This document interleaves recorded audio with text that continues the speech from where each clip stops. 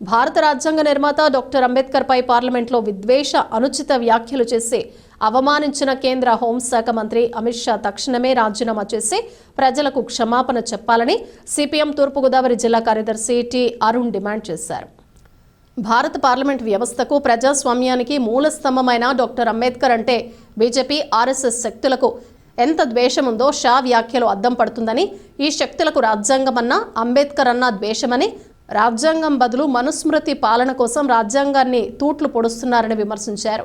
దేవుడి నామం స్మరించుకోవటం వల్ల ఎవరికి ఏం జరిగిందో తెలియదు, కానీ అంబేద్కర్ వల్ల మోడీ, షాలు పార్లమెంట్లో మాట్లాడగలుగుతున్నారని అన్నారు.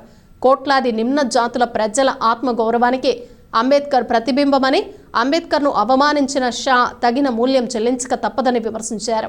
సిపిఎం నాయకులు జువ్వల రాంబాబు, బి పవన్, ఎస్ఎస్ మూర్తి, సిపిఎం నగర కార్యదర్శి కర్రి రామకృష్ణ, వి రాంబాబు తదితరులు పాల్గొన్నారు.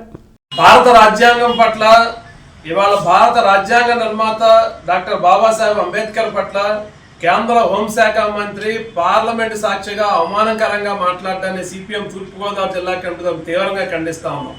ఈ దేశంలో భారతదేశ ప్రజాస్వామ్య హక్కుల కోసం, దళితులు, అట్టడుగు తరగతుల హక్కుల కోసం యావత్ జీవితం కృషి చేసినటువంటి మహనీయుడు భారత రాజ్యాంగ నిర్మాత డాక్టర్ బాబాసాహెబ్ అంబేద్కర్ పట్ల కేంద్ర హోంశాఖ మంత్రి అనుచిత వ్యాఖ్యలు చేయడం సరైనది కాదని చెప్పిన సిపిఎం పార్టీ తీవ్రంగా ఖండిస్తూ ఉంది.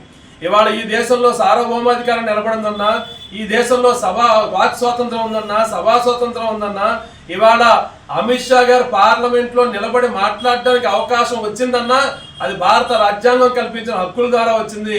ఆ భారత రాజ్యాంగాన్ని నిర్మాతల్లో ముఖ్యమైనటువంటి వ్యక్తి డాక్టర్ బాబాసాహెబ్ అంబేద్కర్ అనే విషయాన్ని ఇవాళ బీజేపీ, ఆర్ఎస్ఎస్ గుర్తుంచుకోవాల్సిన అవసరం ఉందని చెప్పి కూడా చెప్పదలుచుకున్నాం.